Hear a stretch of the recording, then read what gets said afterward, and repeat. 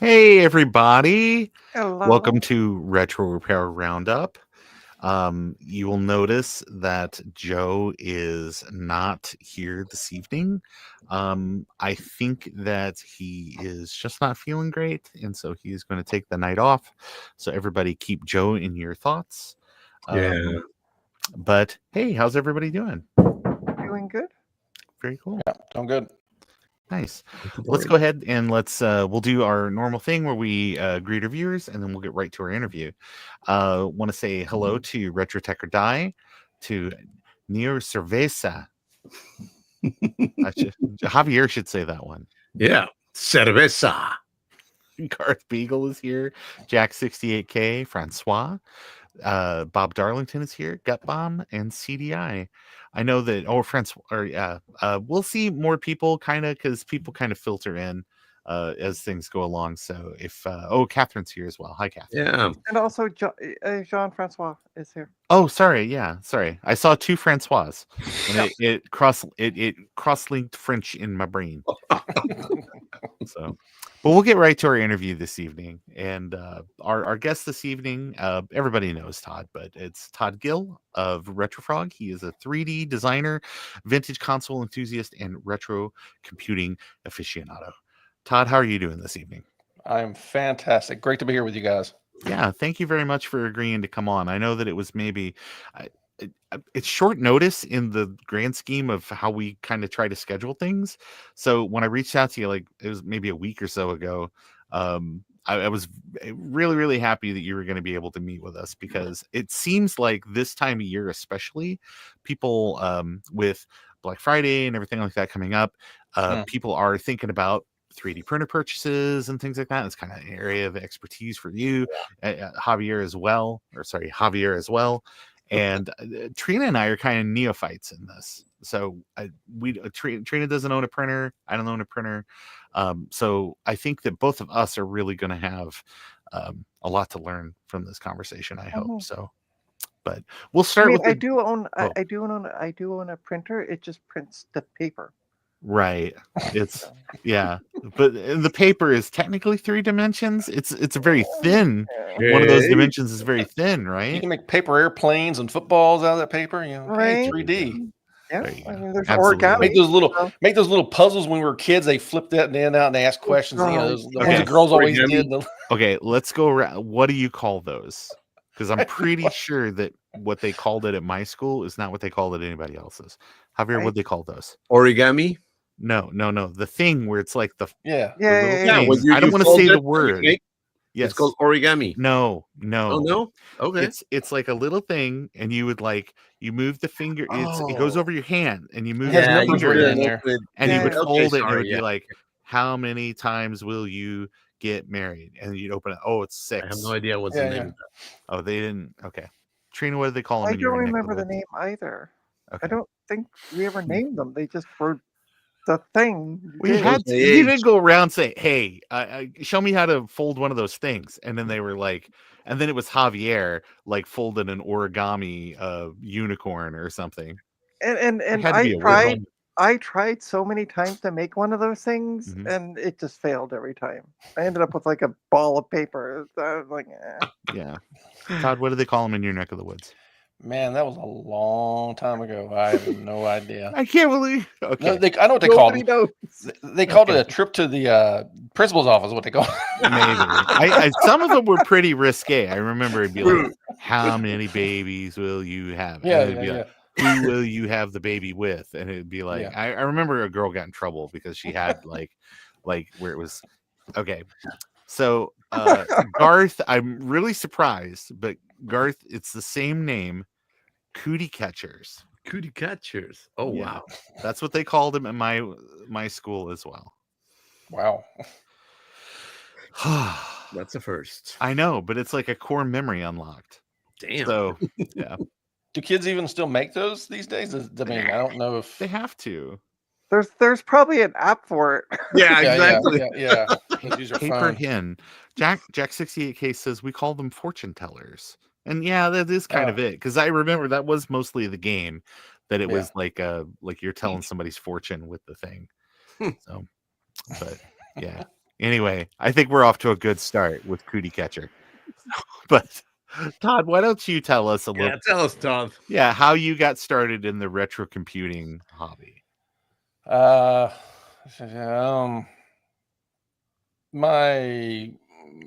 kind of picked it back up probably in the early 2000s because I don't know if I'd call it retro at that point. It's kind of like transitional, where what you might consider retro was only a couple years old, and then you fast forward 20 years, you're still doing the same thing. Oh, now it's also in the retro. Yeah, but yeah, I've always had a bit of a soft spot for Commodore and Atari computers, so that's from my own personal interest. Like, business wise, I do most of the console related stuff, but from a personal hobby stuff, it's almost always computers, retro computers. So it's Amiga stuff, Atari. I got Macs. I've had Japanese computers, MSX, X68000, stuff like that. But I've kind of always swung in and out of it. But I would say probably in the early 2000s, early 2010s, like 2012, 2013, I kind of got back into it hard, and then just never got out of that groove. Just kind of fell into that that lane and just never got out of it. And then I developed my business, so it kind of just came along with it. Javier. Nice. Oh, sorry. And it all depends too. Sorry, I'm just going to quickly before Javier goes. Depends on what you call retro. I just sold a Windows 7 like desktop, and the guy came by and he's like, "Oh, I'm so glad I can get this retro computer." And I'm like, "It's Windows 7, man. Like, what are you talking about?" Yeah. Let me show you this XT I got back here. Right. Yeah. I think that's another thing. It's like terminology. It's vintage. It's like vintage computing is sort of like I'm actually using the old machines with the old operating systems kind of as it was back then. And it's like, and then retro computing is like what most of us kind of do now, which is we use the old machines, but it's like we use a lot of other things to kind of maybe help us along. I know, sorry, look, oh, not this again. I think that I think it's an important distinction, though, because I think by retro computing, it allows people to kind of use some modern stuff to kind of help. Whoa. I was using Blue SCSI back in the mid-90s. I don't know what you guys are talking about. That's right. Me too. Yeah, compact flash cards. I was using all that stuff. But, yeah, I think there's a lot of retro devices that help the vintage computing hobby, and I think that's something that you're definitely all in on, Todd, which is part of the reason why we got you here. Yeah. So love makes life easier. Good quality of life upgrades. Yeah. So what machines do you collect, Todd? Which is your favorite? Amiga. Yeah, Amiga. Yeah. I've got 500, 600, 1200, 1000. Well, if you got that many, send me one. Yeah. I've had all the other models too. CD32, 3000, 4000. I've had a whole stack of 2000s, which I gave away to a charity donation raffle thing. Not this past summer, but the year before. We raffled them off, and the finances from it went to children's donation for charity. But that's my favorite machines is pretty much the Commodore Amigas. Pretty much that's like number one, and then everything else kind of falls way below that as far as where it falls in my significance. Like as far as my what I care about, like really like that's high and far above as the Commodore Amiga. Then after that, it kind of wishy-washy. You had it when you were a kid, or my first experience with the Amiga was right when I was graduating high school, which would have been 94. By then, when I graduated high school, Commodore had already filed bankruptcy. They were already sticking a fork in them. They were done. But I had a friend that brought over an Amiga 500 that I'd saw a couple years earlier at his house. It was like 92 or so was my first experience with the Amiga. And when you these computers, when you're used to console gaming and you're used to, especially Nintendo, and you're used or Super Nintendo, you're looking at games to a very specific filter. And what you're used to seeing when it comes to violence and blood, nudity, and stuff like that, and you think of what's going on in the gaming market. Then you see something else, and it's like just completely blows your mind as far as what they're doing there. And they don't care about any of that stuff. That's they pretty much get away with whatever they want to, especially when it comes to Europeans. They're very laxate when it comes to that stuff. Oh yeah. So my friend, he brought me over to his house, and I've got a great story about that event, which if you guys want to hear it later, we could tell it. But nonetheless, okay, so they invite me over to their house, right? I had a friend, Joey, and Steve. And Joey was ex-military. He'd disability out of the military. So he moved back in with his dad, and he was collecting his disability, blah, blah, blah. And he got big into Commodore 64 and Amiga. And he invited me over to his house. And when I came to the front door, walked in, what he neglected to mention, because we were going to go upstairs to his room, check out his Amiga 500. What he neglected to mention was he had a D&D party happening in the living room. So I walk into place, everybody turns around, they're all dressed up and stuff, and I'm like odd man out, right? They're like, casting magic and doing stuff, and they roll the dice, turn around, see me, and I'm like, oh man, I am a duck in the wrong pond. I'm like up the stairs, I go like, I need to get out of here. This is not my scene at all. So that was very interesting. I stuck out like a sore thumb. So we went upstairs.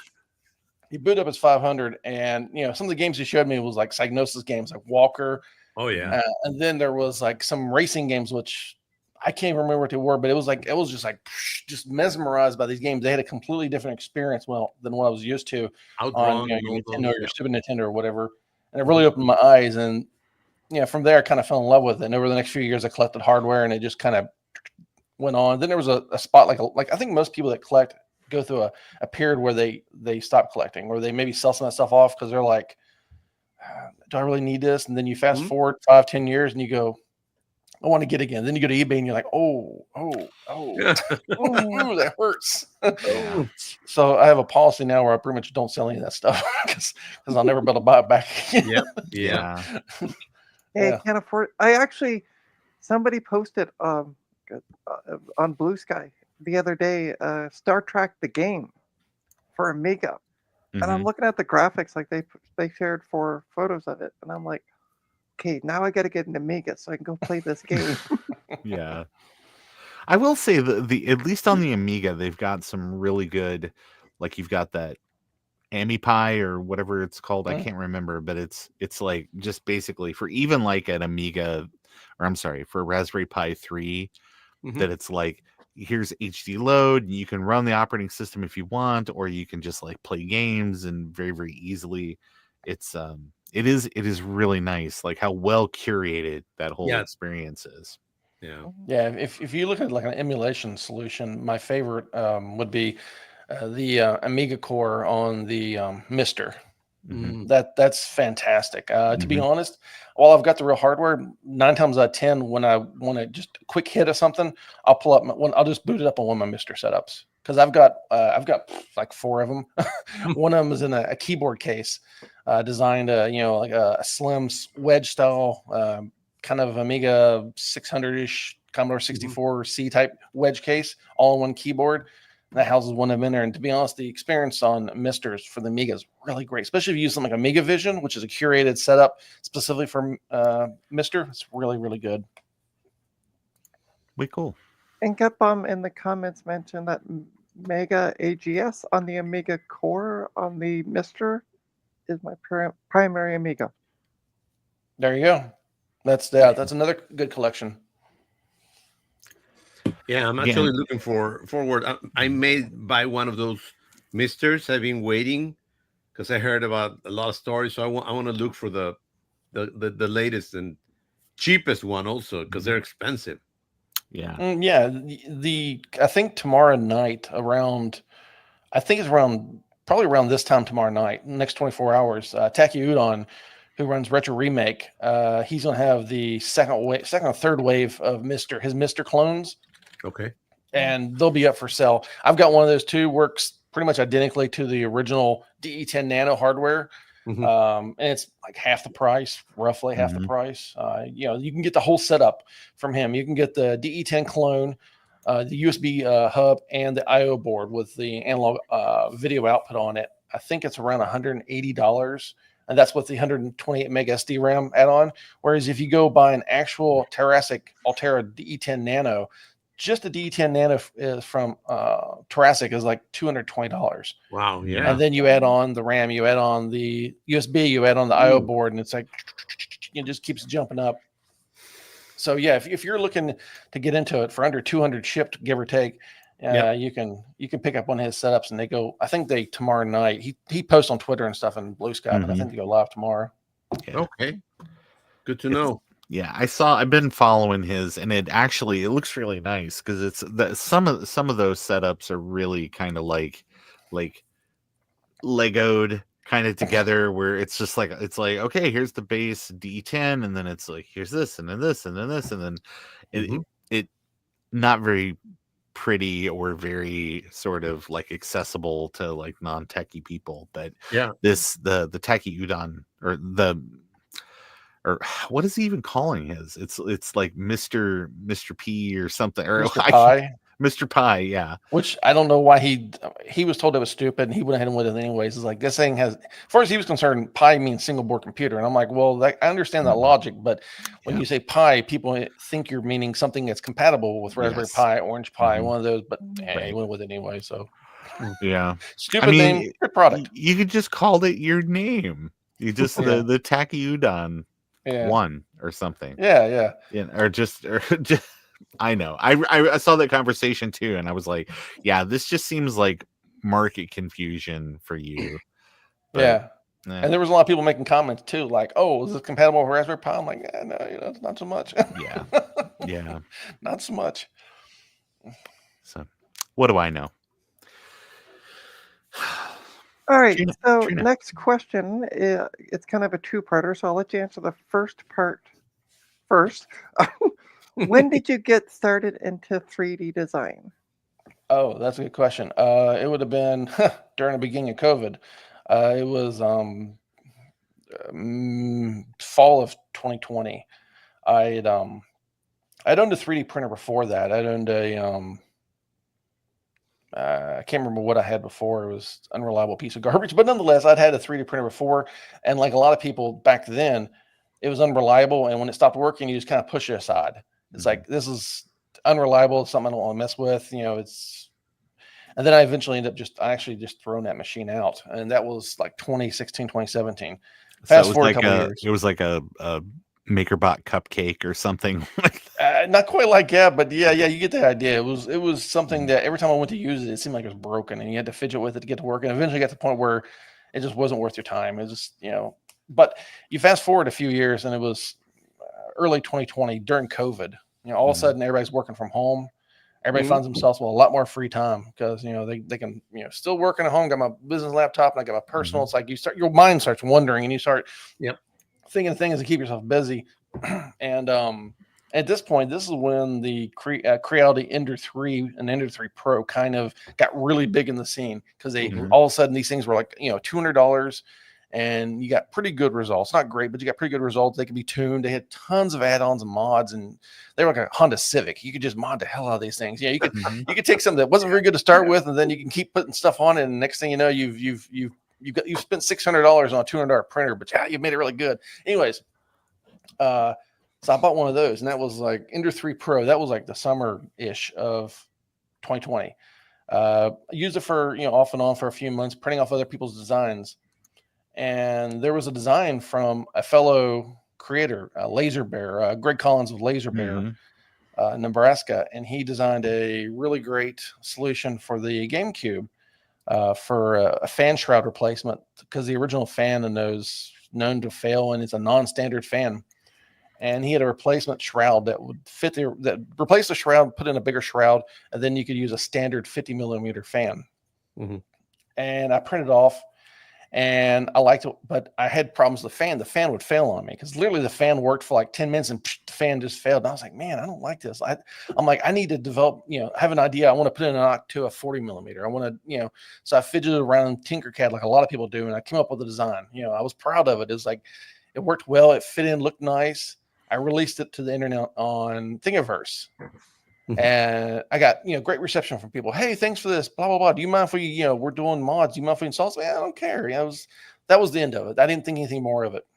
Fast forward a couple more weeks, and I got a comment on Thingiverse. And this is what really pushed me over the edge. I got a comment on the Thingiverse from a person saying, I sell. I'm like, what do you mean you sell? And I go looking at eBay thinking, somebody's selling my design on eBay? Didn't see anything. Thought about it a little longer, went to eBay UK. Lo and behold, I find this guy selling my GameCube fan mod on eBay UK, and he sold like 60 of the things in like 2 weeks. I'm like, what the hell? I'm like, and then I kind of got really angry about this. And there's a tweet from me on Twitter about it where I got kind of upset about it. And then I kind of thought about it. I'm like, why don't I sell my own designs? And that's what kind of kicked off Retrofrog. And I knew at that point I needed to up my game. I was like, Tinkercad. I've seen people do absolutely amazing things in Tinkercad. Mm-hmm. But it's kind of like building a house with Legos or something. It might be novel and cool, but it's not maybe the right tool to get the job most efficiently. So I knew I had to teach myself something else. So I jumped into Fusion 360. I got a business startup license from Autodesk for it and just started going from there. And I just took to it like a fish to water. And, within a few months, I was designing more and more complicated things as it went off. Like so far to date, I've designed the official case for the OSSC and OSSC Pro. The MSD EXP add-on for the Mega SD. I'm also part of the Mars team. I've designed the plastics and the mechanicals for the Mars console. I've designed a whole bunch of other stuff. So yeah, I just took it. For me, it was something that I don't want to say it came easy, but some people are inclined, some people are naturally good at certain things. Like my brother, he's a baker. He's extremely good at that stuff. My grandfather was a woodworker, very good at that. I, on the other hand, you put me in front of a saw and a bench and I'll end up cutting an arm off. It's like, it's not something I do. Whereas, 3D design, something I feel comfortable doing and I can dive into it. And for me, it's very rewarding. Mm-hmm. Yeah. So you've already answered my second part. What tool do you use? Yeah, Fusion 360. I've thought about looking at some other tools because there's a lot of other great CADs like oh man, like I have totally gone blank. But there's plenty of other ones. Onshape's a good one. Onshape, yeah. Yeah, Onshape's a good one. It's web-based. That's what's kind of nice about it. It's all based in a browser, so it's totally independent of the platform. Mm-hmm. And then there's SolidWorks, but SolidWorks is Windows only, and I'm a Mac guy, so unfortunately that limits my choices. Yeah. There's also FreeCAD, which also is FreeCAD's nice, but for me, FreeCAD feels a little too 1990s to me. Yeah, FreeCAD feels like it's like a CAD software that was designed in late 90s and then kind of never got updated. It just kind of feels like interface wise, it feels like it's still in the 90s. But so I use Fusion. That's my go-to. Then there's also people that use some of the other Linux based open source of Blender. Blender to me seems like the wrong tool for that. I've seen people do fantastic stuff in there, but it's so complicated. It's a jack of all trades tool that it's like it's I don't know, not my mind the most appropriate tool to design in, but I've seen people do amazing things in there. So more power to them. Mm-hmm. I installed Blender one time and I looked around for a few minutes and then I was like, oh no, I got to watch a tutorial. And I watched the tutorial and I was like, no tutorial. So everything was uninstalled. It's for animation. They started like that. And now it's a very difficult tool. I took a 3D game animation course and realized after the first year that it wasn't what I wanted to do, but we created a little game where you had to drive over 20 cows in a cityscape, and once you ran over, collected the cows, because that's how you collected them, the game restarted. But it was more, we used it at that point for 3D. I didn't realize you could do it for like 3D game stuff. I didn't realize that it was more people were using it for like the 3D printing side of things. It's to design 3D modeling, all kinds, but you can do 3D printing with that. Well, Todd, you do quite a few different designs for retro consoles, vintage consoles. What console is your favorite to develop products for?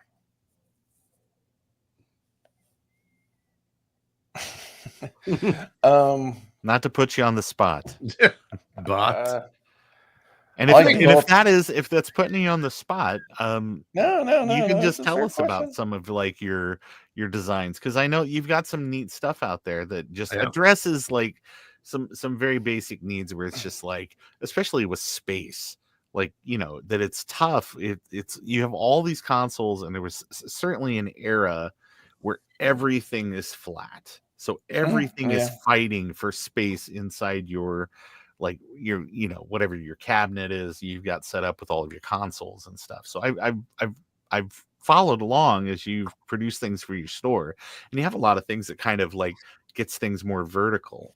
Yeah. I've got a whole bunch of vertical stand designs for everything from the PlayStation 1 and 2 to the original Xbox, which that's comical, but nonetheless, it works well. The TurboGrafx 16, Dreamcast, Yeah. pretty much anything that can be turned comfortably on the side. And a lot of people don't understand. It's like these things aren't designed to be done that way. So you'd also still use a CD. A lot of people use these things with optical drive replacements. Yeah. Or they use them with hard drive loaders.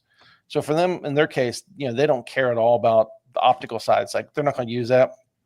So you can even use them as displays. They don't have to be functional, like you're going to use them actually in your setup when you're playing a game. But nonetheless, you know, they're designed to simply save space. Because to be honest, a lot of that stuff came out of my own needs. Like some of the first vertical stands designed was for the RetroTink 5X, because of I wanted to stand it upright because of the space I had, and also because of the way I wanted to design a loop in the base where you could put the SCART cable in and then run it around through it. And then after that, I kind of got a bit of a bite, and I was like a bit of a bug. I was like, I want to develop vertical stands for all kinds of other things. Next thing you know, I'm putting everything vertical. The original Xbox is going vertical. PlayStation 2 is going vertical. Nice. This is going vertical. That's going vertical. It's like people laugh sometimes, but I'll be honest. I saw a ton of that stuff. So they can laugh all they want, but I know otherwise. People like that stuff. Yeah, people like it. And as far as like your original question, what do I like the design for? I don't know if I have a favorite console I like to design for, but I can tell you what I like to design for specifically is designed for flaws from vendors, from manufacturers who design stuff and they don't take certain things into consideration. I like making fixes for their stuff. Like I'll give you a good example. On Nintendo 64, you've got the wireless controllers, right? You've got these wireless controller dongles that plug into the front of the N64, and they have, they're kind of big and bulky. They have a slot for the memory card, and they have maybe some other buttons and some other functionality. And the problem is these things are heavy and they sag. And that was one of my earlier products too, was for the N64. I developed these like little braces that you would slide over the N64 controller cable plug, and then you plug in the console and it keeps it completely horizontal so it doesn't sag, stuff like that. Or the GameCube, like a lot of folks put out the HDMI adapters for the GameCube. And, you plug them into the back of the GameCube, it's fine. But a lot of people use these really thick, heavy-duty HDMI cables, and they just pull down on this stuff. And I've actually had people saying, hey, the thing would actually so heavy, it would actually disconnect the adapter from the back of the console. So I developed a brace that would go into the back of the GameCube and those little fan vents. It sets in there, and you slide in the HDMI adapter, and Bob's your uncle. That thing is not going anywhere. Stuff like that. That's the kind of stuff I like designing. I like designing solutions, add-ons, solutions for things that maybe the original vendor didn't take into account. That's what I like to design. Okay. So so rather than being like, it was my favorite one to develop for, which console had the most quality of life stuff that you've kind of done things for? I'm probably not trying to make these tough. No, I have to think about what all I've got out there. Yeah. As far as quality of life goes, I would probably say the N64 is a good example. The GameCube with its HDMI adapter is a good example. Dreamcast, I've developed some stuff for the Dreamcast as well, both stands and also if you ever use a Dreamcast controller where the cable comes out the bottom and goes up to a little notch, it's so stupid. It comes out. It comes out the front of the controller, then wraps around, goes up the little notch, and it finally falls out. I developed a add-on for that to hold the cable in place. Silly stuff like that. Good quality of life improvement.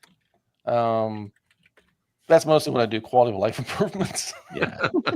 Yeah, I did not understand the whole thing of the cable coming out the bottom. I mean, it makes me wonder if because that was kind of the first console to have like the VMU, like had the docking memory card and stuff like that. Maybe they were like, oh, the cable will be in the way or something. But it seems like such a committee design decision.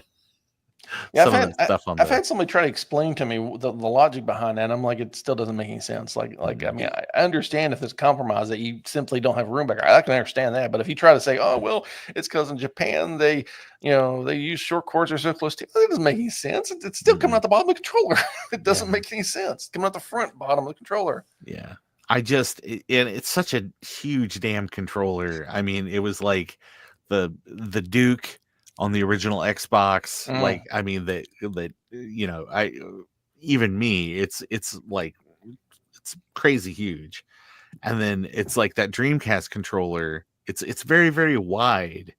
Maybe, I mean, to accommodate the VMU and things like that. I don't know. It's just, how do you go back in time and say, Sega, you've got to get this right. You've got to get this right. There was more things than that they screwed up on the Dreamcast, but yeah, that was one of those comical things that doesn't make any sense. I'm like, I don't understand why you did this. There must have been some there. I'm sure there was some logic. Someone had to have approved that before it got into production, but yeah, it's crazy.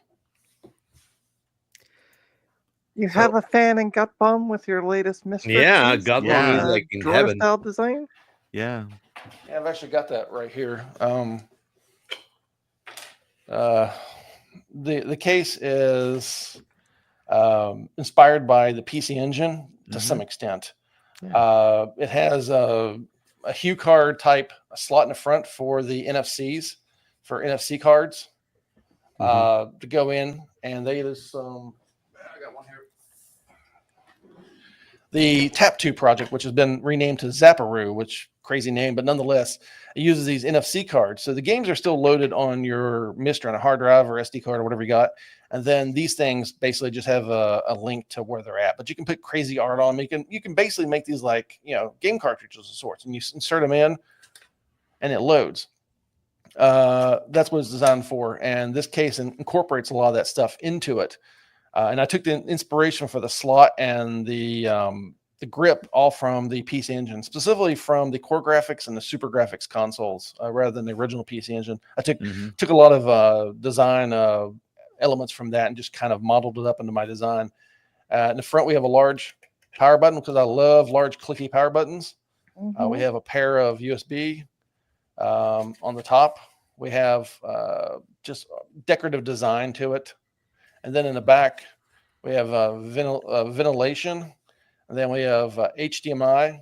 We have USB-C power, which I use. I use an adapter inside. I have a board in there that takes USB-C and adapts it to 5-volt out, so you can just run it into whatever, and it's good for like 3 amps or so. We have a snack adapter right here for the low zero latency snack controller adapters, or if you have, I don't have one sitting around, I have an MT32 Pi. It can plug in there as well. And then if you have like DOS games or Amiga or Atari that uses MIDI stuff that can use MT32, you can use that as well. Awesome. And the way it works is, I think I've got a screwdriver. I want to show you. This is pretty cool. I hate to brag about myself, but it's pretty cool. No. Oh, yeah. That's the whole purpose of this thing we're doing. That's why you're here. Yeah, sorry, I had to go back. I have a desk in the back of my office that has where I solder and all that junk. But on the back, it uses 2 screws to hold the case together. Sorry, give me 1 second. So Todd, I had a question for you because I noticed on the front there was the 2 USBs, and then there looked like there was another port to kind of like the left of those. Is that? Oh yeah. Let me take this last screw and I'll show you that too. Okay. That right there? Yeah, that's micro SD. Okay. Yeah. So the way this works is in the back, there's a screw on each side, and then it comes apart in a sled. A button fell out. It comes apart in a sled design.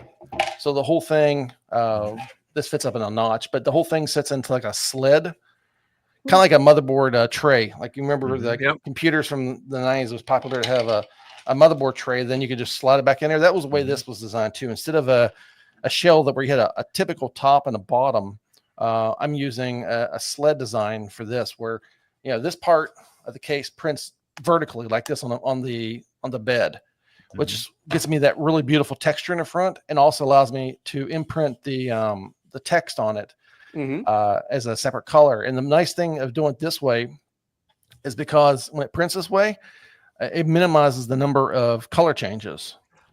Anybody who's done multicolor knows that, especially anything where it's big, it starts changing. Next thing you know, this thing's changing colors constantly, and it takes forever, and it goes through tons of filament. And more importantly, the more times you change color, for example, in the bamboo, the more times you change color, the more risk you run that you're going to run into a jam where all of a sudden, it pulls in it, for whether you got clogged nozzle or something like that. It's constantly changing the filament, and there's nothing worse than getting like a 12-hour print and like 10 hours into it, there's a clogged nozzle, and then it just completely screwing everything up. I think it's happened to all of us. So I designed it purposely. So this right here is only, trying to get my right side here. Yeah, this is only 0.5 millimeter deep of text. So it only has a couple layers it prints. So it, when it's laying down the filament, it puts on the gray, puts on the white, goes to the next level, couple levels, and boom, it's out of the multicolor. So it's a quick multicolor print. Whereas if I'd put it like up here or something like that, because the way it prints vertically, each and every separate layer, if you had like say 6 millimeter tall text, with each and every single one of them all the way up, that would need changes, and it would just constantly change and slow it down. And I just prefer when I design things to use the multicolor as an accent. Some people go really crazy. They got multicolor everything. I personally try to do as an accent to accent something like text or something like that. But yeah, that's the way this was designed. It was designed to print vertically on the bed, and there's just minimal supports. Like part of the cutouts for the user and OSD buttons have small supports, and then across the front of the top of the cart slot, I might revise that, but that also have a few supports across there. And then there's some tricks you can use when doing supports to minimize how they appear, because usually when you do supports on prints, you get kind of an ugly under where the supports go under the part, you get kind of ugly. And depending on the design, that's not a big deal. But in this case, it's an aesthetic thing because it's right on the front of the console. So there's some tricks you can use to make that smooth. One thing you can do is use a little bit of sandpaper, just lightly sand it. And then if you go back with a heat gun, hit it with the light flow of heat, especially on black filaments, will actually get rid of all that stuff. Because normally when black print filaments, for example, this is gray, but on black, for example, it'll leave these little white specks where the supports were. If you go back, take a wave like a heat gun, it will go black. So you can hide it, you can mask it. So there's lots of little tricks you can do like that to kind of aesthetically fix up aesthetics on your prints. But yeah, this is one of my newer designs, and I'm pretty proud of it. I'm pretty happy with it. I haven't released it publicly yet. Yeah, thank you. I haven't released it publicly because it's not complete, and there's a lot of stuff in this design are kind of one-offs that aren't ready for like a mass production. Like someone wanted to build this, I'd be like, this part here, you're gonna need to find a replacement for, kind of stuff. Like, yeah, I need to. There's some things I need to change, some things I need to fix up and make some changes to make it so it's suitable for others to produce. And the question from Gut Bomb, if you don't mind me asking that about the water soluble supports, I have not tried those. I've looked into those. That was one of the things I wanted to look into this, but the problem I see with water soluble supports is the material, the PVA material is extremely expensive. It's like $50 or $40 for a roll of like 500 grams. It's you use it sparingly, but it's extremely expensive, and it's hydroscopic. So you have to dry it out when you're not using, you have to keep it dry. And also, whenever you go to remove the supports, you have to soak the part in water for quite a bit of time. It's not like you just drop it in the water and it just falls off. Like if you watch these videos on YouTube, these promos like, oh, watch it just a little water and it falls off. It's like, no, that's not how it works. It's more like you drop it in water, come back in like 8 hours. If you want to be able to cleanly get the stuff off there, and then you still might be left with the same stuff that you had before with regular supports, where you still have a rough surface. I mean, I've seen some where the surface looks pretty good, but it's not what I call shippable. It's not something I would ship to somebody, because it's like you had still to go back and touch it up, and it's like I'm not entirely convinced yet. I need to pick up some and do some testing, but I'm not entirely convinced it's the right solution for that. I think the better solution is to use a different material altogether. Like you'll see people print with a combination of PLA and PETG, because those two filaments do not like each other. So you'll print, for example, your model like this right here is printed in PLA, standard PLA. And for supports, what people sometimes will do is print in PETG. So the support material will just be in PETG. So you still need a printer that uses two materials. So you print your model in PLA, and when it does the supports, it'll do this in PETG. And when it gets to the part where the the PLA bridges and goes over top the PETG supports, it'll support it just fine. But the PETG and the PLA won't stick together, which means when you go to remove the PETG, it's extremely easy to remove them off there, and hopefully you have less scarring on the model. I think personally, unless people's doing really intricate things with supports on the inside, that water soluble makes sense. I think for most people, using a different material altogether, because you're already going to have to use two materials. There's no way around that. If you're doing water soluble, you have to have a machine that can do two materials. So if you're going to do that, I think maybe printing your model in PLA, and then if that works, printing the support material in PETG makes more sense. I don't know where I came up with that. I just got off on a tangent. We're talking about supports, but have you tried that? I've not. I've seen a lot of videos on people experimenting with that, and it looks like it works really well. There's also people that I've seen people that print ABS and printers with non-enclosures, and they use PLA or PETG as a first surface. They'll like put the first layer down with like a PLA or PETG, and then they'll ABS the rest of it. And the nice thing about that is ABS usually warps really bad. And if you have a non-heated enclosure and all of a sudden you use a different material with it, and all of a sudden it prints nice and flat and it doesn't pull up, and you don't need an enclosure for it or a heated chamber. So it makes it more versatile and better for people that have printers that can't, that aren't enclosed, that aren't heated and aren't enclosed. Well, that brings us to a cool entrance for the question that I have for you. What printer do you use? Mostly Bamboo. Most of my printers are Bamboo. I used to early on when I first started, I had that Ender 3 Pro that I had that I'd upgraded like a Honda Civic, I had that. And then I had my first business printer was my Prusa Mark III S Plus. Love that printer, fantastic printer. Then I bought a second one. And then when I needed more printers, I bought a whole bunch of Prusa Minis. And then fast forward to like late 2022, something like that, when the Bamboo stuff hit the market, and there was no looking back. Once they hit the market and you saw what it could do, the quality, and more importantly, the speed with the quality. It wasn't just speed, it was the quality you get with the speed. It was like, oh, there's no looking back. And I started retiring my Prusas. I kept them in service for a while, and I kept buying more Bamboos, and then I'd rotate a Prusa out. And so as of now, I've got 6 Bamboo machines. I've got 2 X1 carbons with AMS. Excuse me. I've got 3 P1Ss and then a P1P, which actually is sitting back here in that closet. That's my prototype printer. I do prototyping on that printer, and then sometimes I do production stuff, but it's mostly for prototyping. The 2 X1 carbons both have AMSs, so I can do multi-material, and then all the rest are just single filament, because I find that single filament is the way to go for most stuff. I think multicolor, I don't want to say it's I think it's overused by some people. They want everything in multicolors, which looks good, but it has a lot of downsides in terms of cost and waste, and it doesn't actually add anything to a lot of cases. But I think when you use multicolor sparingly and you use it in the right situations, I think it looks quite nice. So yeah, I got a couple machines with AMSs on them. Awesome. Well, you bring up the AMS. You have to have something to feed into it. Why don't you tell us a little bit about the filament brands that you use and any sort of tips and tricks that you'd like to share with the audience about just kind of maybe your process? Yeah, filament wise, I use a couple different vendors. It'd be nice about standardizing on one, but unfortunately, that's not possible. Not unless you really restrict your color options. It'd be nice, and also if all of them ship their spools on cardboard so they're recyclable, but a lot of them still do plastic. And you think, oh, plastic's recyclable. The problem is you have no way knowing what plastics they use. Because, like, for example, Prusa, I think they inject mold all their spools in house, but they used like the wasted filament from their current production line. So the spool basically could be made of any number of plastics. So when it comes to recycling, people don't like to recycle things that they don't know the actual material of it. So for all effective purposes, plastic spools from 3D print filaments not recyclable for the most part. That's why a lot of companies like Polymaker shift heavily over towards using cardboard type spools. Protopass the same way. As far as favorite filaments go, I really like Prusa's Prusament filament, Galaxy Black. Oh, it's so gorgeous.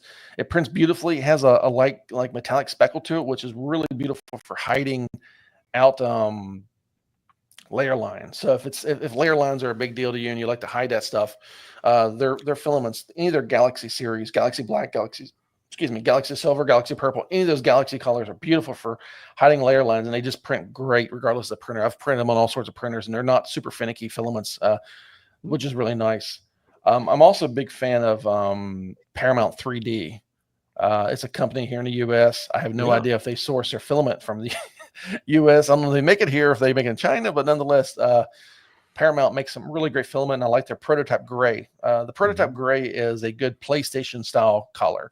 Like if you look, if you like the original PlayStation, that gray, that kind of color, their prototype gray is a really, really close match for the original PlayStation. So if you're looking to design something in that kind of gray scheme, it's a beautiful filament. It prints also really easy, prints really nice. Also, if you're looking for more general purpose filaments, my other ones I go to is Duramic, which is on Amazon, so you can easily get it. They have a nice selection of colors, and also Elegoo. Elegoo has, oddly enough, I don't much care for their printers, but their filament is quite nice. A couple of their colors, like their neon green, their orange. There's a couple other ones I buy that I really like. I like their filaments. They can be kind of finicky to some extent. With bed adhesion, like a little too much bed adhesion, which usually is the opposite problem. We don't have enough bed adhesion, but sometimes their filaments can be the exact opposite, where I think whatever they do to them is maybe a bit too aggressive. But I really like their filament. That's probably the 4 filament brands: Prusament, Paramount, and then Duramic, and then the Elegoo filament. Those are probably the 4 that I buy the most of. And then there's sometimes one-offs of other stuff. If I need a specific thing I'm designing or something like that, I might, get it, or as a substitute, like say if the Paramount, like for example, Paramount's prototype gray's been on stock, I picked a different brand, which had a gray that was very similar. I don't like it as much, but it's very similar. I'll sub that in for a while if I need for production, but it's from a print quality standpoint. Those are probably my 4 go-tos for everyday usage. Cool. There were a couple of questions in chat that are kind of related to what we're speaking about at the moment. So Jack68K said, do you print models in filaments other than PLA? Largely no. I've designed some stuff that uses PETG, specifically for its properties, because PETG has some very specific properties that make it advantageous in certain areas. It's higher temperature. It's good for about another 20 Celsius or so over top PLA before it starts deforming. Because PLA, if you have something in PLA, for example, this case, this is good for temperature wise up to about 60 Celsius, 140 Fahrenheit before it starts deforming. So you don't want to leave those in a hot car on a summer day, because it's going to deform. It's not going to turn into goop, but it's going to deform. It's going to warp, and it's going to just not look the same. Well, if it's stronger than that weird like solid core conductor cable that NEC put in the Hue reader in those in the PC engine, if it's stronger than that, you're fine. Yeah. But with PETG, that's good up to like 80 Celsius or so you get an extra 20 Celsius of temperature. So if you're printing in, depending on the environment where you're using, if you're using it for something that's gonna be really hot, I've designed some stuff where other properties. PETG has a property where it's more, I don't want to say flexible, because that's not really the right term, but it has more spring to it. Like for example, on PLA, if you make a part that needs to move up and down, like on the back of some vintage Macs, like a good example is like Quadra 700 or any of that series, you have these little tabs you can just kind of pull up on. And we all know those things are brittle now, they break off. Yeah, they just come flying off. If you were designing, for example, a case replacement that used PLA, those tabs would be not quite as flexible as you'd like. Not as flexible as original ABS or whatever that material was. Whereas if you design PETG, it has more flex to it, a little more give. It's a little more impact resistant, so it can kind of bend up a little bit like the way you design. And I've designed some stuff that's specifically for that properties. Like I designed a couple of years ago for the Nintendo Switch, the rotate stand, which is a stand that holds a switch and allows you to rotate it around vertical and horizontal. And part of the mechanism for that inside of it is a wishbone spring. And in that spring I designed was in PETG, because it needed the ability to slightly bend out as the cog in the center rotated around. It needed the ability to do that. Whereas with PLA, it makes it really stiff, and also you're always running the risk of this thing just breaking off and shearing. So, but for the most part, to answer the question, for the most part, I design in PLA. Yeah, unless I need something in PETG or another material that needs certain aspects or certain design, some properties it has, I design mostly in PLA. The second part of his question was, do you use a nozzle size other than 0.4 mil to get finer detail? No. There's a couple of reasons why. Yeah, you can go 0.2, but you run into clogging issues with 0.2 because it's just simply smaller. And also there's any of the filaments that have sparkly stuff like the Galaxy Black or any of those, you run the risk of jamming that nozzle. And anybody who's ever had that problem, it's an absolute pain in the rear end to get that nozzle unjammed where you feel comfortable that you can put it back in production and get it printing again.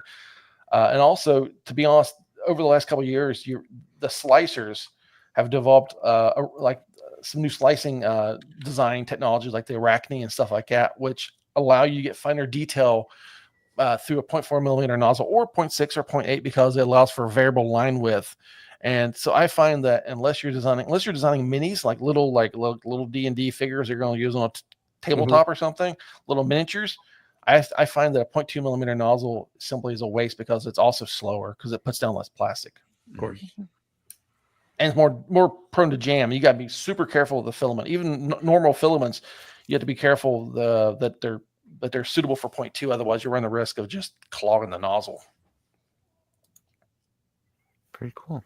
And also, I'll answer before anybody asks, a 0.6 or 0.8 millimeter nozzle, a bigger one. I've done some designs with those, but I don't like varying too far from 0.4 because once you start going to a bigger nozzle, like for example, if you print a circle into something like a screw hole or something, if you design it with a 0.4 millimeter nozzle, it'll print the way you designed it for. If you all of a sudden take that design and print it with a 0.6 or 0.8 millimeter nozzle, that circle all of a sudden gets smaller. You have to take into account the dimensions of the nozzle, the extrusion coming from the nozzle.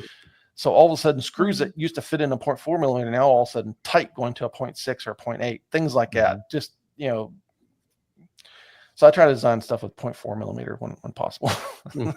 Very cool. And the last question, I'm sorry I missed it. I was. Oh, it was Gutbaum agreeing with you. Yeah, resin's definitely the better way to go for that. Gutbaum's going to get a t-shirt that just says, like, I ask a lot. Yeah, like your number one fan. It will say Retro Fox number one fan right here. Yeah, and like an arrow pointing up. This is all stuff you have to kind of pick up on during, when you run a business. When you're doing it as just a hobby, you're occasionally printing off stuff you download. It's one thing, but for me, it's quality control on a print is really careful. I want the first print to look the exact same as the 50th print. Correct. So it's consistency across the board. That's why I standardize my printers. That's a trap some people fall into where they'll have. I've seen people do it where they start a business and then they've got they've got a printer, and then something goes on sale, they pick up another printer. Next thing you know, they've got 4 or 5 printers, but they're all different printers from different companies. And the problem you run into is you can't slice a design on one printer and expect it to print the same on another printer. That's not how it works.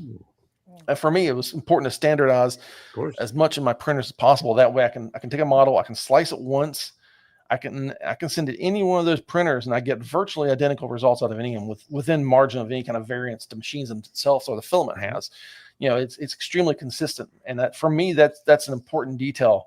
It's consistency, making sure the quality maintains a certain level and it's consistent across the board. Because otherwise, I've had a lot of stuff. I've thrown stuff out, huge batches of stuff, because once I take off the printers and box it away, I have buckets where I store stuff in when I print them off, when I'm printing up batches, and I'll look at them and I'll go, that's just not good enough. And out it goes. And you might have just threw out, $100 worth of filament printed parts, but it's like, that's not good enough. It's just simple as that. Yeah, I agree. Trina. Sorry. Let me bring up the questions again. Let me see. What advice do you have for people like myself who are just starting in 3D printing? were they looking for advice on what the hardware was, what to Software and buy? hardware, Yeah, what software Yeah. and So, what hardware? software and hardware would you recommend for Bamboo the A1 new- Mini. End of discussion. You heard that, Gut Bomb? Yeah, A1 or A1 Mini. If you, the A1 Mini is 180 by 180 millimeter bed with 180, I think it's 180 millimeter height, which doesn't sound like a lot, but unless you're printing big stuff, almost everything I sell will fit on that bed. Almost everything I sell will fit on that bed. Mm-hmm. Even Well, if it's $180, I'm going to get one. yeah, it's like $200. $200 for the A1 Mini, or you can get the A1 Mini with an AMS, their add-on multicolor. You can get it for $350 for with a multicolor. It's a crazy deal for multicolor, and it's a great printer. It's small, doesn't take up a lot of space. It's fast. It's the same print speed as the big Bamboos. It's no different in that respect. If you want a bigger bed, the A1 is a good choice, especially if you want to go AMS. However, my preference is to go with the P1S. And then the reason I say the P1S because it's enclosed. It has enclosures, which allows you to get away with printing some other filaments that have problems with climate control, temperature control. Like they don't like being printed in cold environments. Like for example, if you want to use your printer in your garage or in your basement or anywhere where it's maybe not quite ideal temperature wise, any open air frame printer is going to cause you problems at some point. You're going to have filament. You're going to have prints that lift up in the edges. And there's things you can do to mitigate that, but ultimately the best solution is simply get the printer enclosed. You can even go out to Amazon and buy these like $30 or $40 pop-up tent looking things that are designed for printers. They work wonderfully. But I think, in my opinion, if you're willing to spend the money, the Bamboo P1S is a really great choice for an all-enclosed printer. And they have a version of that comes with the AMS add-on, but I think it's a good choice. But to be honest, for the starter, the A1 and A1 Mini are the best options. They're I agree. Rock solid. In the software, the Bamboo Studio slicers or the Orca slicer, rock solid, great software. It absolutely beats out anything Creality is offering in terms of software and hardware, in my opinion, which I could rant for days on Creality, but because the software is a big part of this. Hardware sells. Software, unfortunately, is the unsexy part of it. Like when somebody goes looking for a car, oh man, that thing's good looking. They're looking at how it looks and how fast it is, but then it's how does it function? Well, they don't really care to some extent. They can put up with uncomfortable seats and uncomfortable steering and all this other stuff because they want that speed. 3D printers are no different, and that's something that I'm really happy that Bamboo's addressed because they have a really great slicer. They constantly update their printers, firmware updates, software updates. They I agree. They support these printers. Whereas you go to like something like Creality, you'll buy a Creality K1, K2, whatever printer. They push out 1 or 2 updates, hardware wise, firmware wise, maybe never again. And then software wise, they use a rebadged version of Cura, usually an older version, not even a current one. They'll use a rebadged older one with some really junky printer profiles, and then you're on your own. And for me, the out of the box experience, you take one out of the box, the Bamboo is just like, you plug your filament in, you hit load, you hit print. There's literally nothing else you do to it. There's no leveling, there's no Z offset. I don't want to say it's idiot proof, but it's pretty much as close as you can get right now to just like taking a paper printer out of the box, plugging it in, putting your inkjet cartridges in, letting it do its little calibration thing, and then setting a print. That's as close as you get right now. Yeah.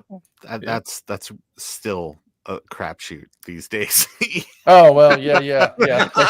Paper printers, that is. Yeah. Not talking politics, but I did hear that several states went to print on demand ballots this last year, and I'm just thinking, oh my gosh, and they were like inkjet, and I'm just like, oh, this seems like such a horrible thing. Why are you shooting yourself in the foot? But why in the world would you use inkjet for that? I don't know. Well, here's the thing. Everything I know about it is just reading what people have said, that the tanks, they use the word tanks. And so I don't know if that is people that are not technology people just thinking everything is an inkjet tank. I would sure think it'd be like laser printers.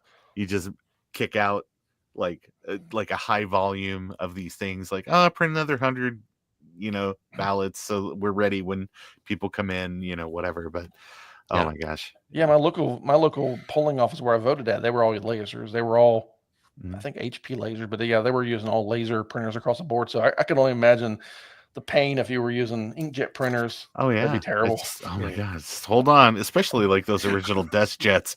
Just be like 20 more minutes. We'll have this out for you. Yeah. So, Javier, I actually gave you.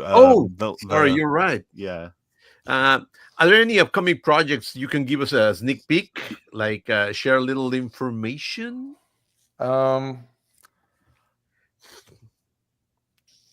we Not twist really. your arm? I've got some other Okay. stuff Yeah. like the Mars console. I've shown some of that stuff off online. That's gonna be probably my primary focus for the next few months is that stuff. As far as stuff outside of that, as far as just regular retro frog stuff, yeah, I don't really have anything that I'm wanting to adapt this case design that I showed earlier to some other MiSTer stuff like the MiSTer Pod. This one's kind of a one-off. It's got a custom USB hub and some other stuff that are kind of custom to it. So I need to make some adjustments so I can make it kind of more consumer friendly. I'd like to offer that as a kit for people that have like a MiSTer Pi or even a regular DE10 Nano setup to be able to put that in and give them a more console-like experience. But yeah, I don't have anything else specifically at the moment. That I want that I can share. Okay. Oh, it's okay. We're not asking you to give away anything, but sometimes people use that as an opportunity to be like, "Oh, it's this week I launched this new thing just to get the word out." So it's I appreciate that. Yeah. Well, we had some good questions from viewers, and we had some great people kicking in. Why don't we go ahead and we'll open up the floor. If anybody has some questions for Todd, we can certainly while we're in this segment get those answered for you. And we will just vamp. We'll vamp here for a minute or two and see what comes in. If everybody is satisfied and you had all your questions answered, I know that you can reach out to Todd on Twitter or X or whatever you'd like to call it, Bird Site. And you also have a website where you could use the contact form and things like that too if you've got additional questions. And do not blow up Todd's inbox.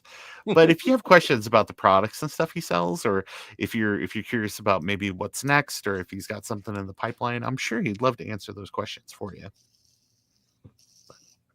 All right, so I have a question based on what people are talking about in the chat. What is QM Tech? QM Tech is a DE10 clone. It's a company's QM Tech, and they offer a DE10 clone for the MiSTer as well. They've took a little bit of a different approach. There's somewhat more closely resembles the original DE10 Nano while making some changes to the GPIO pins, and also they've integrated the SD RAM because on the original DE10 Nano for the MiSTer, you have a separate module for the SD RAM, whereas the QM Tech just integrated right onto the board, so you don't have to buy it separately. It's a really solid choice too. I like it because if you try to build a low profile setup, if you don't need an IO board, it's already got the RAM in, and usually on a classic MiSTer board, the RAM sets up kind of high. It's one of the tallest points on the stack.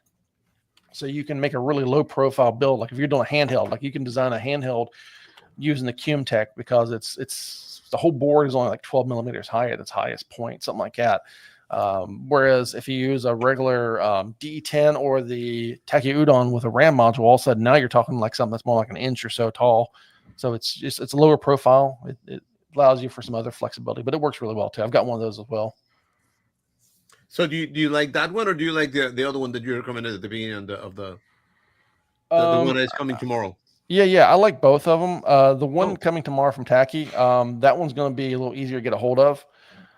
Whereas QM Tech will put up like 20 for sale at a time, then a couple weeks later put up another 20, and whereas Taki, he's been on stock for a little while, but he's going to put up like 2,000 tomorrow. So okay, good. The ability to get it might be a little easier. It's probably going to be a little more easy to get cases for the Takis because of his port placement and stuff like that. I've designed cases for both QM Tech and Takis, and I've offered both of those. So it's probably easier to get cases for Takis, whereas QM Tech, because of some of their choices they made on the boards, a little different, like where the USB hub is placed and stuff. But both of them are good. Both of them functionally work fine. Okay. Yeah. Cool. We did have a question or two roll in. Smoke Monster, which I'm gonna tell you, A huge fan of your channel. Thanks for stopping by tonight. I've long-time viewer, first-time caller. Keep up the great work. But Smoke Monster wants to know, what's the origin of the retro frog? That's a good question. It's a play on Toad, Todd, Toad, Frog. Mm. That's something my niece used to always call me Toad. I don't know if she couldn't pronounce Todd, or if she just thought that was funny. And then when I was thinking of names for the company early on, it was like Retro Toad. I was like, man, that sounds stupid. It just sounds terrible. It sounds ugly. It sounds like, might as well be saying retro gonorrhea. It just sounds terrible. Whereas I was like, frog, though, that on their hand, you can think of a frog from it. When you think of this stuff, you have to think of imagery and marketing and stuff like that. And it's like, frog, a fun mascot. Yeah, you can work with that. Toad on your hand sounds like you're dying or something. It just sounds terrible. So the original Retro Frog first year logo, the frog was actually drawn by my fiance on the back of a piece of paper. I told her I need a frog, and she drew out this cute frog. And I took the original frog she hand drew. I scanned it in, cleaned it up, and Paint Shop or Pixelmator or something. And then that's what became the original logo. But that's the origin. It's simply the frog part's a play off of Toad and Todd.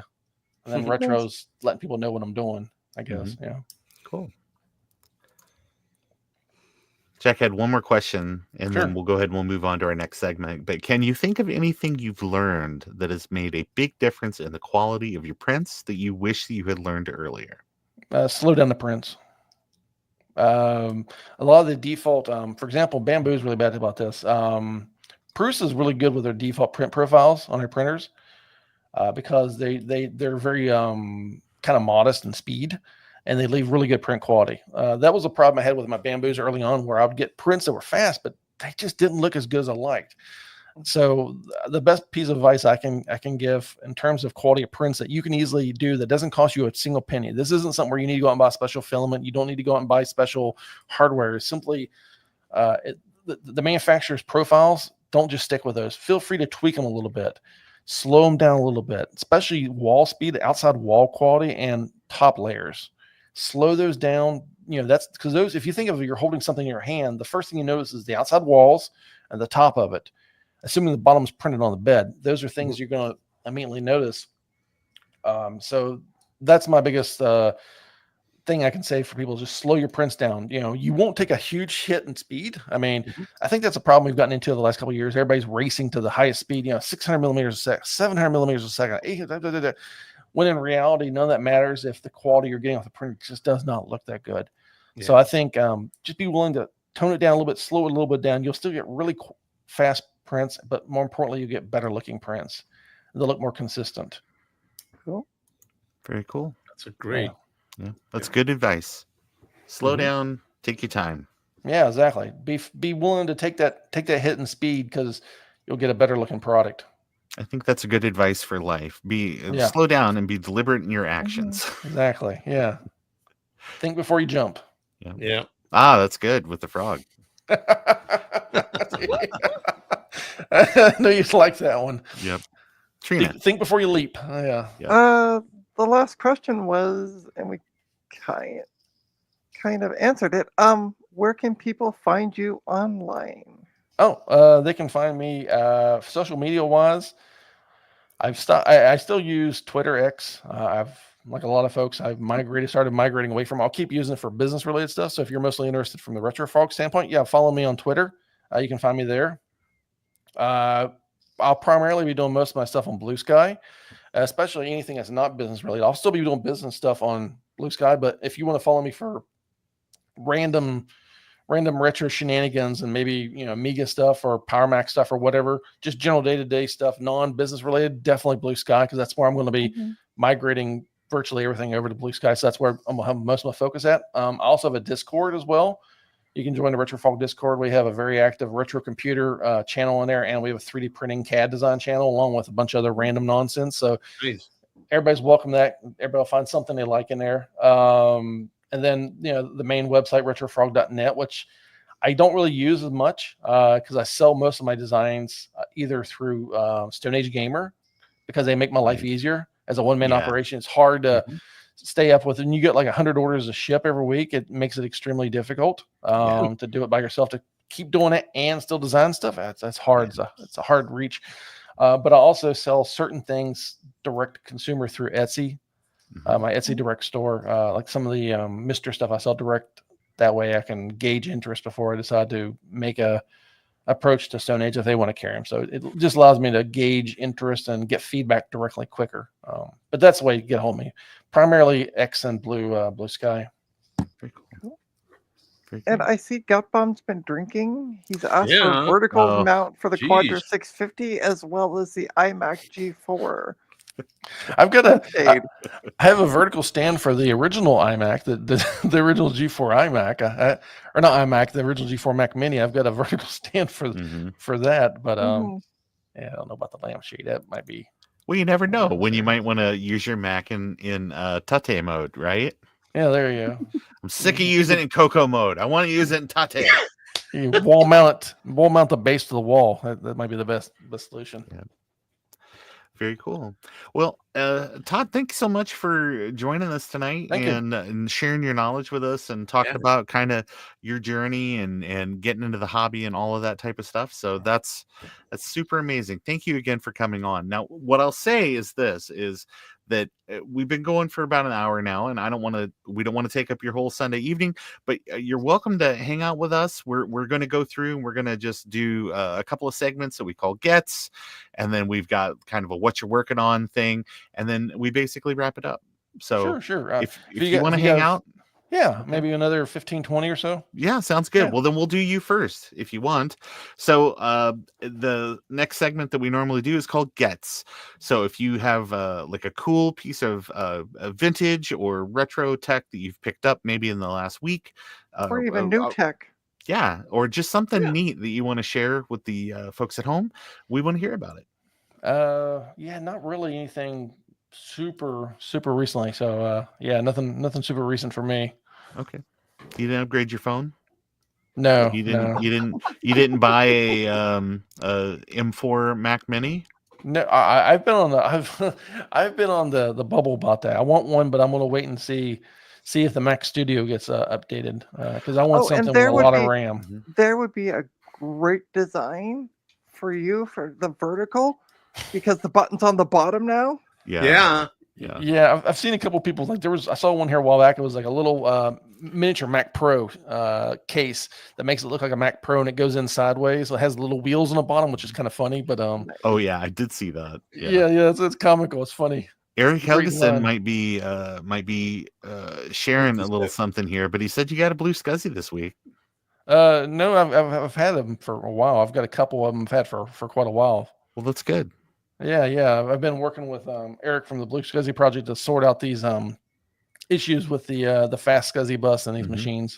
Yeah, I was reading what went back and forth on that. That was a very interesting discussion. I know that he's pushed a couple of updates this week to hopefully resolve some of those things. Yeah, I think he's got it sorted out because he sent me an update a couple of days ago to test and it worked, but it was missing Wi-Fi. So he noticed there was a conflict with that, and then he came back and fixed that, but it missed the USB login. And then he came back with another one, and I think he's got all that worked out. So apparently there was some sort of resource conflict on the somewhere. I'm not sure how that thing works, but somewhere in the magic that the Blue SCSI does in the Pico that was causing it not to like the 10 megabit bus on these 8500 machines. I'm not sure what other machines that would affect, but at least in those machines, the 10 megabit bus was extremely unreliable. You would either have a boot image that would just hang at boot. It would just literally just sit there, or it would maybe log in and then things didn't seem right. Like Wi-Fi wouldn't work or other oddities. But he seemed to sort that out. And I think so far, it seems like it's pretty good. That's good. It's I like how accessible Eric is. You can be like, hey, what about this? And then people get that conversation started and you can hopefully get an answer to whatever it is you're working on. So that's cool. Javier. Oh, what do I got new? Well, I got new stuff that I'm coming out with. Remember? Yeah. For people that haven't seen this is my Apple II emulator, but this is a different model because it doesn't have the drives underneath. I put it on the side because I got a cable coming out and it actually allows you to get the SD card to be the That's drive. cool. Oh yeah. And I Nice, that's I cool. just messed it up because I took it out when I was working. But anyway, it's an Apple II emulator. It works. You can even move the screen up and down like the original one, Nice. and has a little light, and it just runs. I'm gonna And be selling 2 or 3 of them because it's very difficult to make and very difficult to get the emulator itself. mm. But I'm gonna be doing that. So that's one. But the cool and thing, you're also going to give one to all your friends here on for the sure, yeah, on the podcast. So I, that's I, great. Thanks, I'm gonna Javier. wait until it boots. But anyway, I just got my clear mouse, and they're gonna be into sell it on the store too. So just for you to know. Oh yeah, Very cool. it's optical mouse for the Apple II. And Todd may be interested in this one, also the Amiga one. Yeah. I'm beginning to also sell it out. This is a recreation of the Amiga mouse. Sorry, and it's optical, and it Nice. works with Amiga. This is for Nice. the Apple. Yeah, I would be interested in that. Yeah, I'm Yeah. going to be sending it to people to test. We tested it in BCF, and it works with all the Amigas. So it's pretty cool. I think Todd would be your best person to send the mouse to for testing because he has Yeah, I was quite a going to few send of it them. to you, Trina, but I remember you don't have an Amiga. Mm-mm. Be quiet. you. She is an Amiga. She's an Amiga, but you got to plug this over here to her. So that's Oh no. oh no. So anyway, that's what I'm working on this week. Very cool. Trina. Trina, what did Trina get this week? Well, so I had a guy come by and he bought a video card. I don't really need to be big for the story, but sure. Oh, I didn't know if you were going to show something off. Oh, Sorry. I will here in a little bit. But he came by a couple weeks ago, bought a video card for me, and then he called me that night and he said, "Hey, I got a computer here and some other computer stuff, and my friend says that the computer is newer than what you have on your website," which really piqued my interest. Mhm. It turned out it was an XP machine with an AMD Athlon XP 2600 plus, Yeah. 2400 plus processor, Sure. and 5 bad capacitors. Yeah. So It's- I'm mhm. like, this is not better than what I have on my website by far. My stuff works. But anyway, I got 2 boxes worth of stuff. One of which, because this is going to e-waste, is this lovely painted Mhm. Oh fleur de lis power supply, which is it's a knockoff power Who supply. paints their power supplies? I don't know. It's also really rusty on the end. Weird. Yeah, I wasn't overly happy with this kit, but it was free, so I'd get a tetanus shot after using that, after Yeah. touching it. Yeah. Well, and the funny part is, I was showing this to a friend of mine, and he's like, "Oh God, are you going to try to test that?" I'm like, "Yeah, why not?" And it tested fine, but it has a rattle inside, which scares me. So it's going to go into e-waste. That's funny. All right, so I will do mine real fast, which is mine requires turning lights and stuff off. So there we go. Uh-oh. Okay, so Ron's going to get naked. Yeah, yes, he's gonna be twisted. actually, I picked this up Ooh. on. I got this recently. Sorry for the reflection; it's kind of tough. If I turn the monitors off, then this ain't My gonna work eyes. too well. But this is a poster that Apple released in the late 80s as part of a partnership with bookstores on college campuses. Let me see. Yeah, there we go. That's good. And the it is called Bongo's Dream Dorm. This is kind of a famous poster because it was a partnership with Matt Groening from The Simpsons. So it uses his character Bongo from Life in Hell, and it's basically just an advertisement for Macintosh computers. There was even like a little sort of like a flip book kind of thing, print advertising that had bongo and stuff in it too, and it showed all the new Macs that were coming out just as a bit of promotion. So this is like sort of one of those things that you would see like in like old comic books and things like that, where it'd be like, oh, it's the Bat Cave, and it shows you like, oh, it's the Bat Computer and the Bat Boat, and it would show you all the fun things. But this is stuff that would be in the mind of a college student that would be neat to have. And right here, it just says Macintosh computer. So this is the Macintosh in this whole thing of like pools and helicopters and discotheques and things like that. So anyway, I've wanted one of these forever. These posters normally sell probably in the $100 range, maybe more, depending on how desperate you are to get one, I suppose. But I got this for $60 shipped. I was very, very worried that this was going to be a knockoff, like maybe a reproduction. But when I got it, I put it under as much magnification as I have, looking for evidence of modern printing methods and stuff. Like it's, like you see microdots and things like that. Like this is a real professionally produced poster, and the coloring of the paper and things like that, and the weight of the paper all seems to check out. Plus, I also looked into the seller maybe a little bit to see where it was coming from, and the town where they actually are from and have been selling these, because occasionally they like one will pop up every so often from the same seller, and it's like they must have at some point had a relationship with the bookstore on the college campus in their town.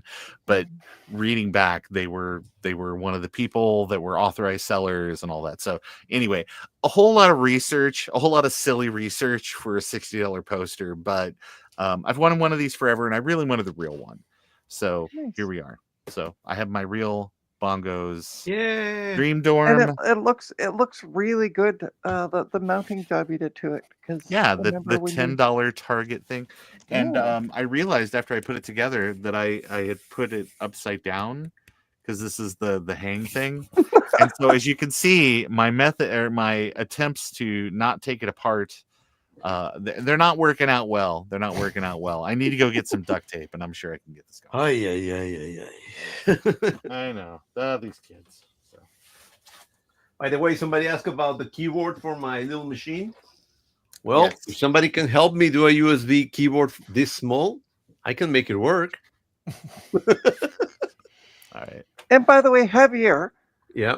as somebody who likes to put 12 volts to ground, I wouldn't go when they put a poster in upside down in a frame. Really? Hey. Shut up. It's okay. It's all right. All right. We're running short on time for Todd. Let's very quickly do what you're working on, and then we'll wrap things up.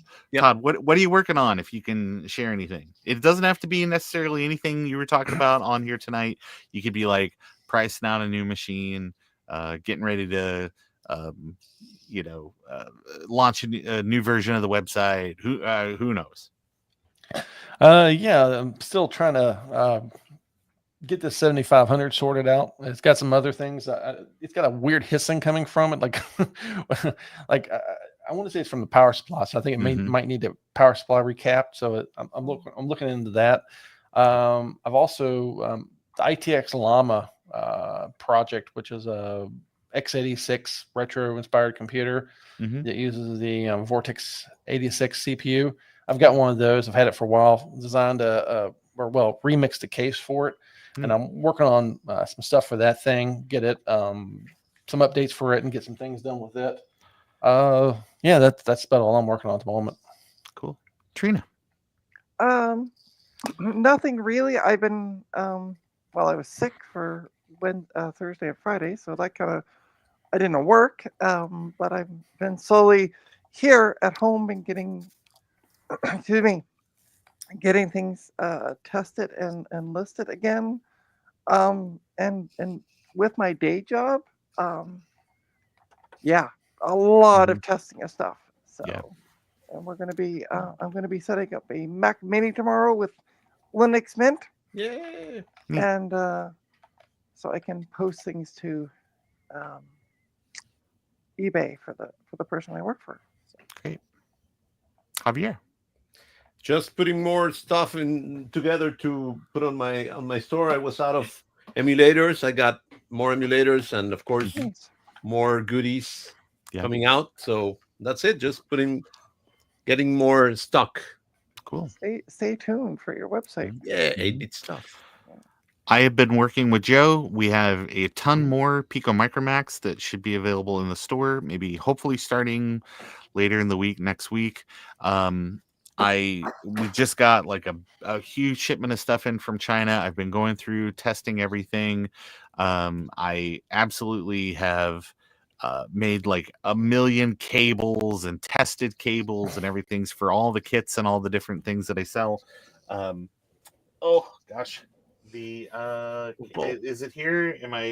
It's no, it's too far away. I can't get it. But I was gonna say that like the Mac PicoVid and things like that, a bunch of new ones are going in the shop. So that's really that. So, but all right, that's it. Awesome. So let's very quickly go through and talk once again about where people can find us. We'll start with our guest Todd.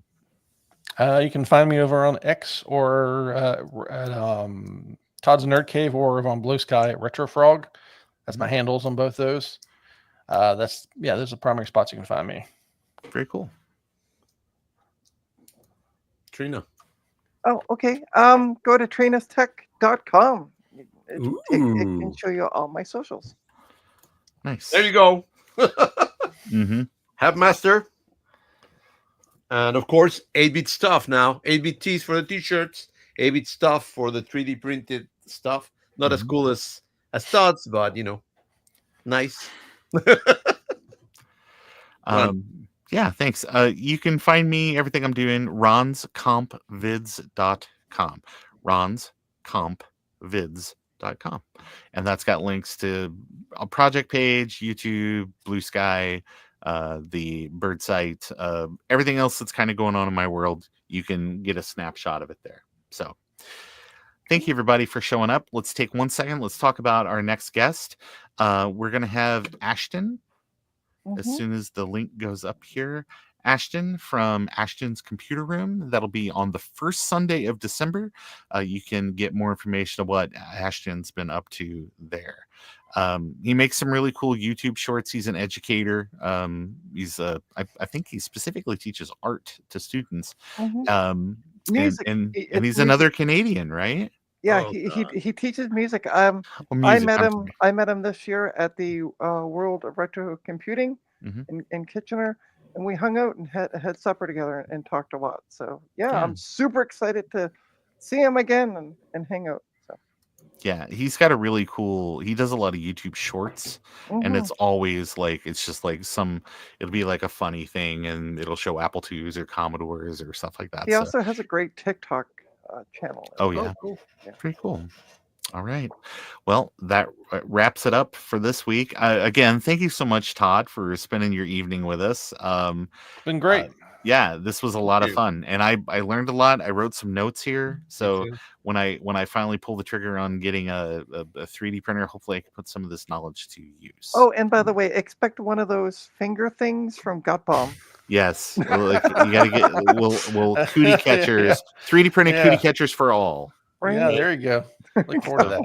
I should design something like that in 3D printing. That'd be kind of cool. Yeah, that would be pretty neat. You print it really, really thin, like paper thin. Make sure it's out of PLA, so it's like the first time you do it, it's like snap, and you're my eye! All right, everybody, have a wonderful evening. Thank you so much. All right, I'm hitting end stream.